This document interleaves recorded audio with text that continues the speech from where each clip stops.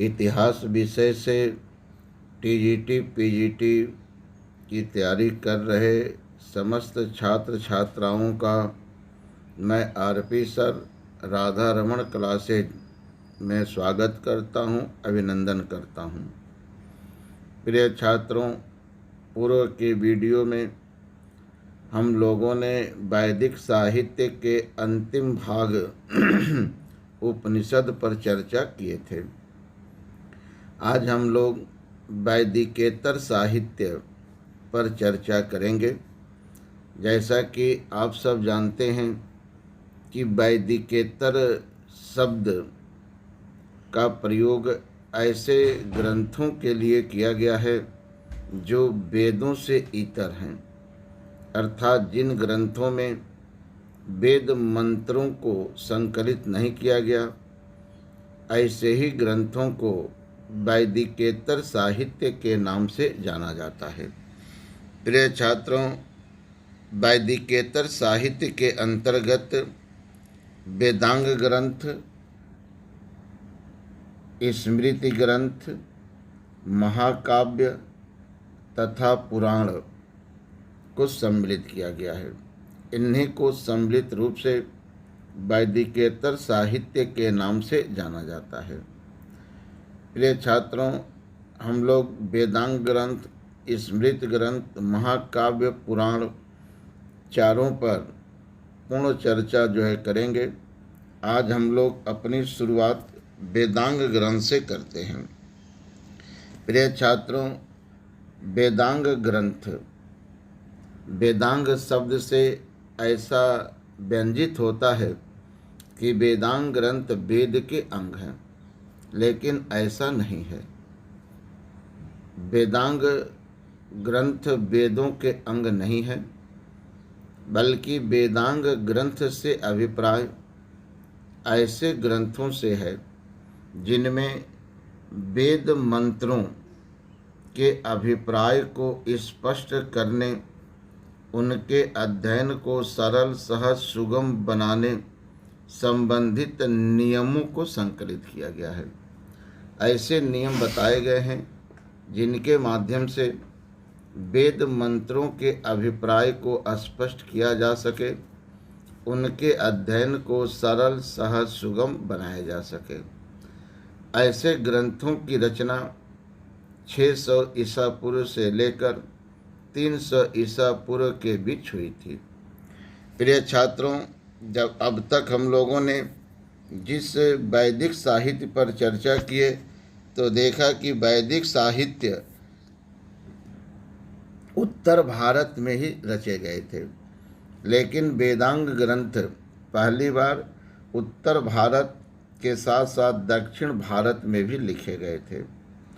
और इन्हीं वेदांग ग्रंथों से अर्थात 600 ईसा पूर्व से आर्य संस्कृति का प्रसार दक्षिण भारत में स्वीकार किया जाता है। तो 600 ईसा पूर्व से आर्य संस्कृत उत्तर भारत के साथ साथ दक्षिण भारत में भी प्रचलित हो गई। आर्य संस्कृत का प्रसार दक्षिण भारत में भी हुआ था। प्रिय छात्रों, 600 ईसा पूर्व से लेकर 300 ईसा पूर्व के बीच जो वेदांग ग्रंथ लिखे गए थे, इन वेदांग ग्रंथों की संख्या मुंडक उपनिषद में 6 बतलाई गई है। ये वेदांग ग्रंथ शिक्षा वेदांग, कल्प वेदांग, व्याकरण वेदांग, निरुक्ति वेदांग, छंद वेदांग और ज्योतिष वेदांग के नाम से जाने जाते हैं। पाणिनीय शिक्षा में, पाणिनीय सूत्र में वेदांग ग्रंथों को वेद पुरुष कहा गया है।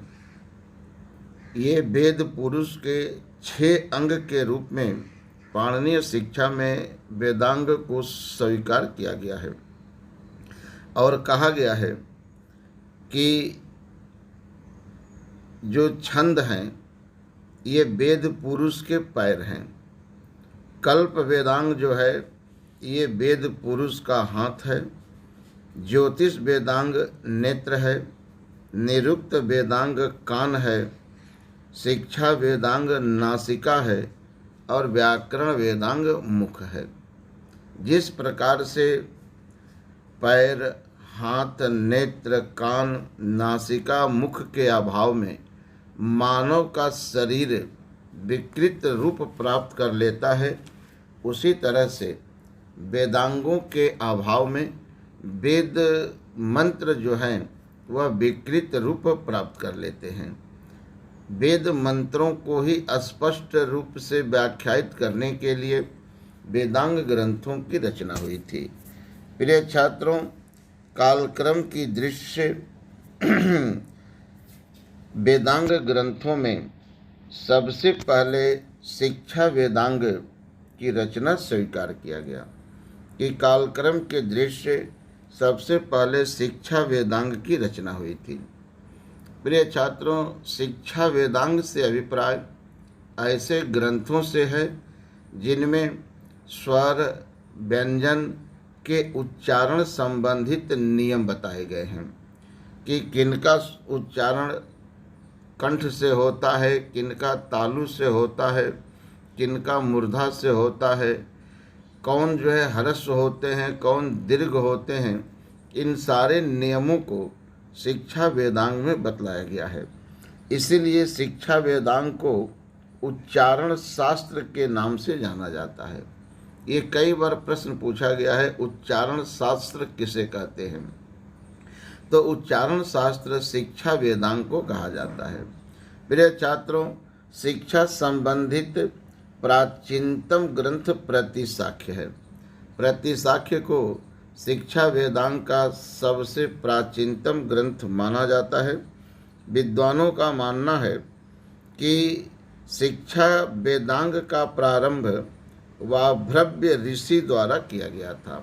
वाभ्रव्य ऋषि ने ही शिक्षा वेदांग की शुरुआत की थी। प्रिय छात्रों, शिक्षा वेदांग के बाद कल्प वेदांग की रचना हुई थी।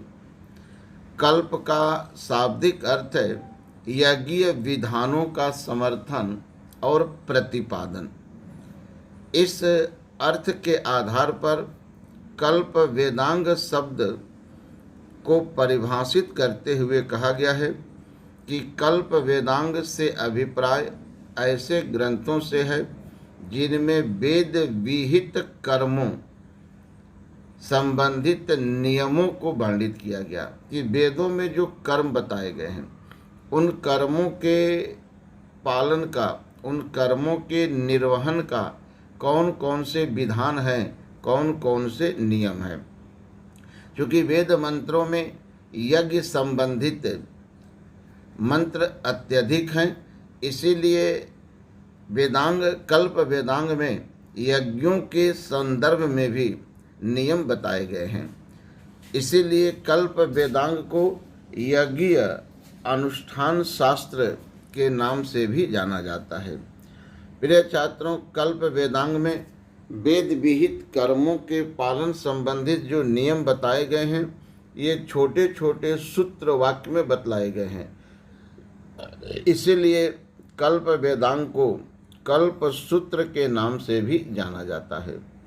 कल्प वेदांग के 4 भाग हैं: गृह सूत्र, श्रौत सूत्र, सुलभ सूत्र और धर्म सूत्र।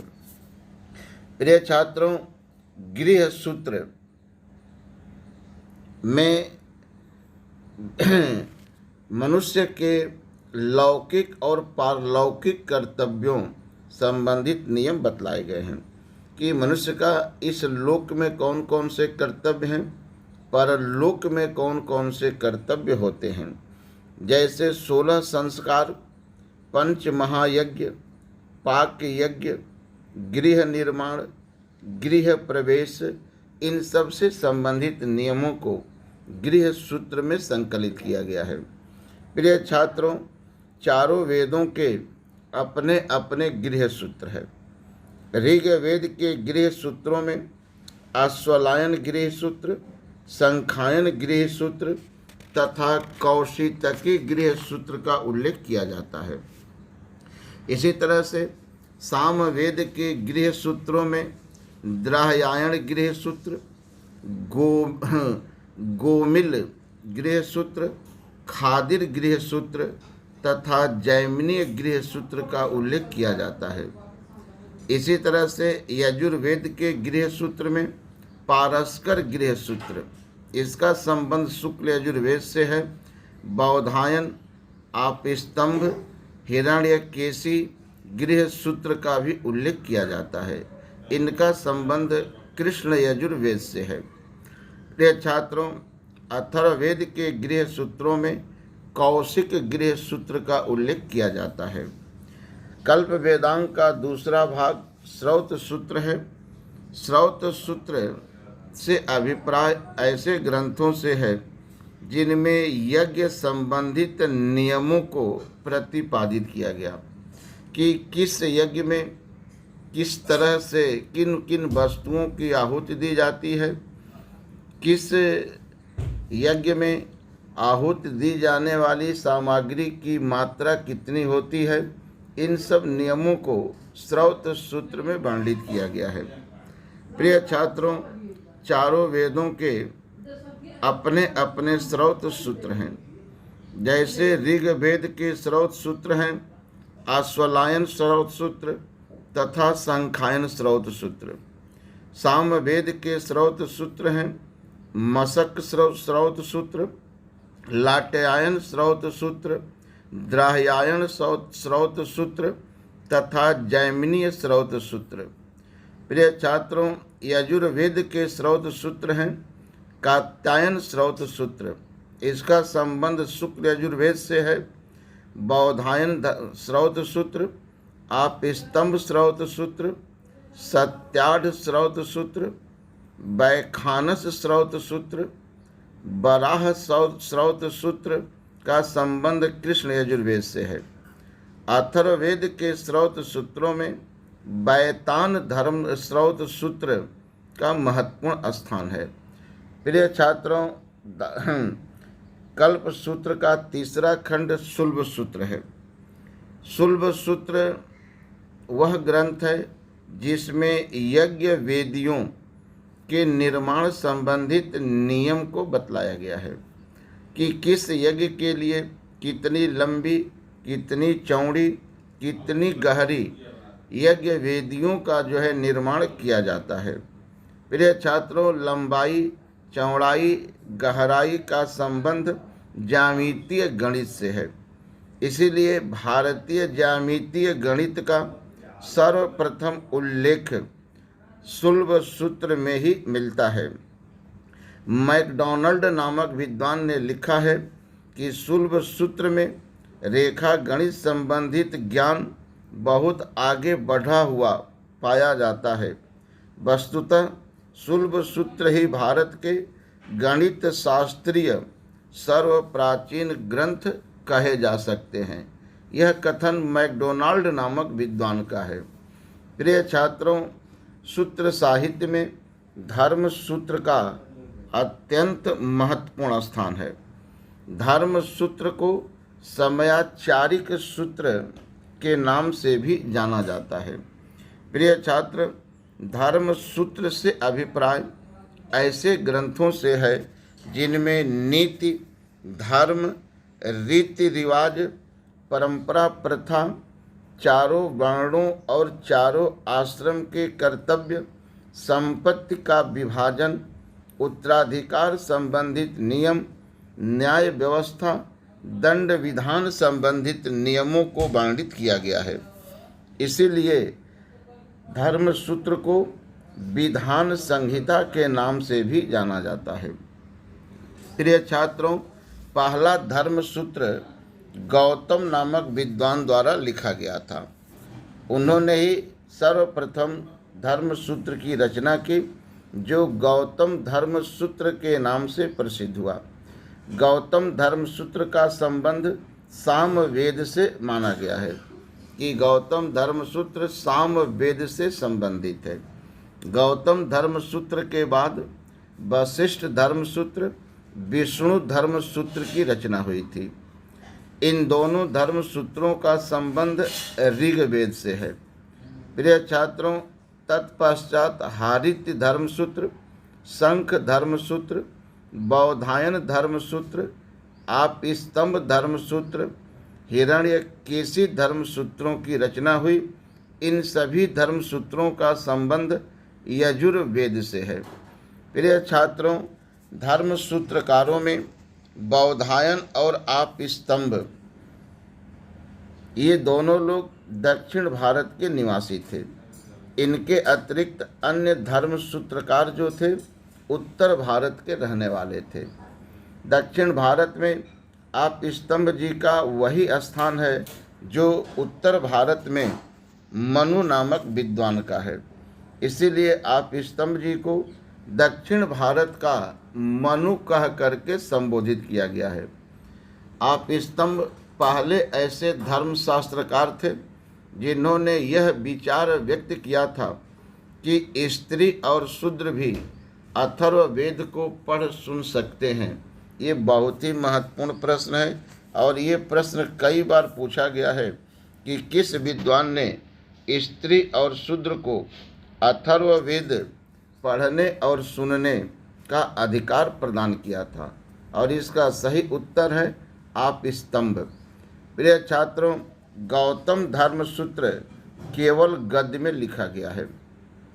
इनके अतिरिक्त अन्य जितने भी धर्मसूत्र हैं वे गद्य और पद्य दोनों में लिखे गए हैं। तो इस तरह से हम लोगों ने धर्मसूत्र पर चर्चा किया। प्रिय छात्रों, धर्मसूत्र के बाद व्याकरण वेदांग की रचना हुई थी। व्याकरण वेदांग से अभिप्राय ऐसे ग्रंथों से है जिनमें वर्ण, शब्द, वाक्य के शुद्ध रूप और प्रयोग संबंधित नियम बतलाए गए हैं। भारत का प्राचीनतम व्याकरण ग्रंथ अष्टाध्यायी को बताया गया है। अष्टाध्यायी की रचना 5वीं शताब्दी ईसा पूर्व में पाणिनि नामक विद्वान ने की थी। प्रिय छात्रों, पाणिनि जी ने अष्टाध्यायी के साथ साथ जामवती जय या पाताल विजय नामक नाटक भी लिखा है। पाणिनि जी मूलतः गंधार प्रदेश के रहने वाले थे। गंधार इस समय पाकिस्तान में स्थित है। गंधार प्राचीन काल में अपने उत्तम नस्ल के भेड़ों के लिए प्रसिद्ध था। भेड़ों के लिए जाना जाता था। प्रिय छात्रों, अष्टाध्यायी की कमियों को दूर करने के लिए 4वीं शताब्दी ईसा पूर्व में कात्यायन नामक विद्वान ने वार्तिक नामक ग्रंथ की रचना की थी। जैसे जैसे समय बीतता गया वैसे वैसे अष्टाध्यायी आम लोगों के समझ से परे होने लगी। इसलिए 2री शताब्दी ईसा पूर्व में पतंजल नामक विद्वान द्वारा अष्टाध्यायी पर महाभाष्य नामक टीका लिखा गया। ये महाभाष्य जो है अष्टाध्यायी की टीका है, जिसकी रचना पतंजल नामक विद्वान ने की थी। पतंजल जी 2री शताब्दी ईसा पूर्व के विद्वान हैं और ये शुंग वंश के प्रवर्तक पुष्यमित्र शुंग के गुरु भी थे। प्रिय छात्रों, पतंजल जी ने महाभाष्य के साथ साथ महानंद काव्य नामक ग्रंथ की भी रचना की है।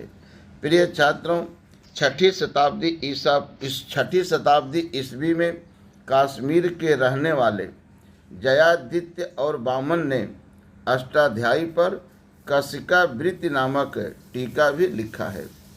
बाद में कशिका वृत्ति पर भी टीकाएं लिखी गई थी और ऐसी टीकाओं में हरदत्त रचित पद मंजरी का अत्यंत महत्वपूर्ण स्थान है। प्रिय छात्रों, अष्टाध्यायी का अंग्रेजी भाषा में अनुवाद भी किया गया। अष्टाध्यायी का अंग्रेजी भाषा में अनुवाद कोलब्रक नामक विद्वान द्वारा किया गया था। व्याकरण वेदांग के बाद निरुक्ति वेदांग की रचना हुई थी। प्रिय छात्रों, निरुक्ति वेदांग से अभिप्राय ऐसे ग्रंथों से है जिनमें शब्दों की उत्पत्ति संबंधित नियम बतलाए गए कि शब्दों की उत्पत्ति कैसे हुई थी। इसीलिए निरुक्ति वेदांग को व्युत्पत्ति शास्त्र, भाषा विज्ञान तथा अर्थ विज्ञान के नाम से भी जाना जाता है। निरुक्ति वेदांग की रचना 5वीं शताब्दी ईसा पूर्व में यास्क नामक विद्वान द्वारा किया गया था। यास्क जी ने निरुक्ति वेदांग की रचना की थी। प्रिय छात्रों, निरुक्ति वेदांग के बाद छंद वेदांग की रचना हुई थी। क्योंकि वेद मंत्र प्रायः पद्य में लिखे गए हैं और पद्यों का सही अभिप्राय तभी समझ में आता है जब छंदों का ज्ञान होता है। छंद वेदांग में छंद संबंधित नियमों को जो है संकलित किया गया कि कौन सा छंद मात्रिक छंद होता है, कौन सा छंद वाणिक छंद होता है, किस मात्रिक छंद में कितनी मात्रा होती है, कौन सम मात्रिक छंद है, कौन विषम मात्रिक छंद है, कौन अर्ध सम मात्रिक छंद है। इन सारे नियमों को जो है वह छंद वेदांग में संकलित किया गया था। प्रिय छात्रों, छंद वेदांग का प्रारंभ पिंगलाचार्य से माना जाता है कि उन पिंगलाचार्य द्वारा ही सबसे पहले छंद वेदांग को प्रारंभ किया गया था। छंद वेदांग संबंधित प्राचीनतम सामग्री सामवेद के निदान सूत्र में प्राप्त होती है। ये निदान सूत्र का संबंध सामवेद से है और इसी सूत्र में छंद संबंधित प्राचीनतम सामग्रियां प्राप्त होती हैं। प्रिय छात्रों, छंद वेदांग के बाद ज्योतिष वेदांग की रचना हुई थी। ज्योतिष वेदांग से अभिप्राय ऐसे ग्रंथों से है जिनमें शुभ मुहूर्त, शुभ दिन, शुभ महीना, शुभ तिथि, शुभ नक्षत्र आदि संबंधित नियमों को वर्णित किया गया है। प्रिय छात्र, जैसा कि आप सब जानते हैं, मानव जीवन में शुभ का अत्यंत महत्वपूर्ण स्थान होता है। जब मनुष्य छोटे से छोटे कार्य करता है, जैसे कहीं यात्रा करता है, घर बनवाता है, गृह प्रवेश करता है, शादी विवाह करता है, तो शुद्ध पर विशेष ध्यान देता है। और वैदिक मंत्र जो विश्व के कल्याण के लिए बनाए गए थे, वेद मंत्र जो मानवता के कल्याण के लिए लिखे गए थे, अब उनके मंत्रों का अगर प्रयोग हो और शुद्ध न किया जाए, ये संभव नहीं था। तो शुद्ध के लिए ही जो है वह ज्योतिष वेदांग की रचना की गई। ज्योतिष वेदांग के रचनाकार लगध मुनि को बतलाया गया कि लगध मुनि द्वारा ही ज्योतिष वेदांग की रचना की गई थी। प्रिय छात्रों, कालांतर में आर्यभट्ट, वराहमिहिर, भास्कराचार्य, लल, मुंजाल और सवाई राजा जय सिंह ने ज्योतिष की उन्नति में महत्वपूर्ण कार्य किया था। प्रिय छात्रों, आर्यभट्ट जी 5वीं शताब्दी ईस्वी के विद्वान हैं। इनका जन्म पाटलिपुत्र स्थित कुसुमपुर नामक स्थान पर हुआ था। ये गुप्त वंशी शासक चंद्रगुप्त द्वितीय के दरबार में रहते थे। इनकी गणना चंद्रगुप्त द्वितीय के 9 रत्नों में की जाती है। प्रिय छात्रों, आर्यभट्ट ने ही सर्वप्रथम विश्व जगत को, संसार को ग्रहण की भविष्यवाणी करने की पद्धति से अवगत कराया था। इन्होंने ही सर्वप्रथम यह विचार प्रतिपादित किया कि पृथ्वी सूर्य के चारों ओर घूमती है, पृथ्वी सूर्य की परिक्रमा करती है। इस सिद्धांत के प्रतिपादक आर्यभट्ट जी को ही माना गया है। ज्योतिष के विकास में, ज्योतिष की उन्नति में वराहमिहिर का भी महत्वपूर्ण स्थान बतलाया जाता है। प्रिय छात्रों, वराहमिहिर भी गुप्तकालीन विद्वान थे। इनकी भी गणना चंद्रगुप्त द्वितीय के 9 रत्नों में की जाती है। इनका जन्म मध्य प्रदेश के एरण नामक स्थान पर हुआ था। इन्होंने सूर्य सिद्धांत नामक ग्रंथ की रचना की थी, जो ज्योतिष के क्षेत्र में महत्वपूर्ण स्थान रखता है। प्रिय छात्रों, वराहमिहिर ने ही यह बतलाया था कि पृथ्वी सूर्य का चक्कर लगाती है और चंद्रमा पृथ्वी का चक्कर लगाता है। ध्यान दीजिएगा, टीजीटी में यह प्रश्न पूछा गया है तो अगर प्रश्न पूछता है कि पृथ्वी सूर्य के चारों ओर चक्कर लगाती है, चंद्रमा पृथ्वी का चक्कर लगाता है, इस मत के प्रतिपादक कौन है, तो इसका उत्तर आर्यभट्ट होता है। और यह प्रश्न पूछता है कि पृथ्वी सूर्य का चक्कर लगाती है और चंद्रमा पृथ्वी का चक्कर लगाता है, इसे बताया किसने था, तो इसका उत्तर बराह मिहिर होता है। प्रिय छात्रों, ज्योतिष के विकास में भास्कराचार्य का भी अत्यंत महत्वपूर्ण स्थान है। भास्कराचार्य जी ने ये सिद्धांत शिरोमणि, लीलावती, बीजगणित नामक ग्रंथों की रचना की थी। उन्होंने ही यह विचार व्यक्त किया था कि पृथ्वी आकर्षण शक्ति से युक्त है और इसी शक्ति के कारण ऊपर की वस्तुओं को खींच लेती है, आकर्षित कर लेती है। इसी आधार पर बाद में न्यूटन द्वारा गुरुत्वाकर्षण के नियम को स्थापित किया गया था। आप खुद महसूस करें कि हमारे पूर्वज कितने महान थे। जब कोई यंत्र नहीं था, जब कोई विकास नहीं था, तब इन्होंने इतने उत्कृष्ट बातों को जो है वह प्रस्तुत कर दिया था। प्रिय छात्रों, ज्योतिष वेदांग के विकास में सवाई राजा जय सिंह का भी महत्वपूर्ण स्थान बतलाया जाता है।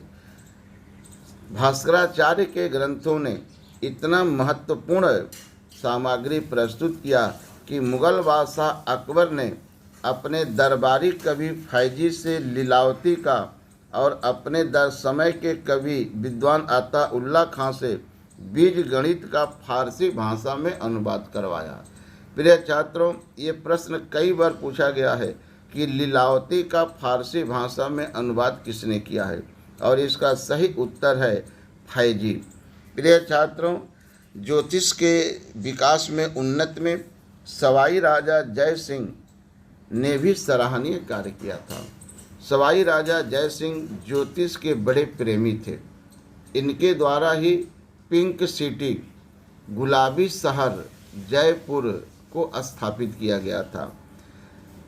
जय सिंह ने ज्योतिष के विकास हेतु जयपुर, दिल्ली, उज्जैन, मथुरा तथा वाराणसी में एक एक वेधशालाएं स्थापित की थी। उन्होंने जहां पुराने यंत्रों को परिष्कृत किया, वहीं कुछ नए यंत्रों का भी आविष्कार किया था। ये नए यंत्र सम्राट यंत्र, राम यंत्र, जयप्रकाश यंत्र के नाम से प्रसिद्ध हुए थे। तो सवाई राजा जय सिंह द्वारा जो यंत्र स्थापित किए गए उनको सम्राट यंत्र, राम यंत्र, जयप्रकाश यंत्र के नाम से जाना जाता है। प्रिय छात्रों, सवाई राजा जय सिंह ने सारणियों का एक सेट भी तैयार किया था, जिसे जिज मोहम्मद शाही के नाम से जाना जाता है। ये जिज मोहम्मद शाही के नाम से प्रसिद्ध हुआ। तो इस तरह से हम लोगों ने वेदांग ग्रंथों पर चर्चा किया। प्रिय छात्रों, यदि आपको वेदांग संबंधी सामग्री पसंद आए तो इस वीडियो को लाइक कर लेना, इसको कम से कम शेयर कर देना, ताकि अन्य बच्चों को भी जो इतिहास विषय से टीजीटी पीजीटी की तैयारी कर रहे हैं उनको लाभ पहुंच सके। इसी के साथ मैं अपने वाणी को विराम देता हूं। आप सभी को धन्यवाद, शुभकामना। जहां रहें सुरक्षित रहें, कर्म करें, मेहनत करें, अपने लक्ष्य को प्राप्त करें।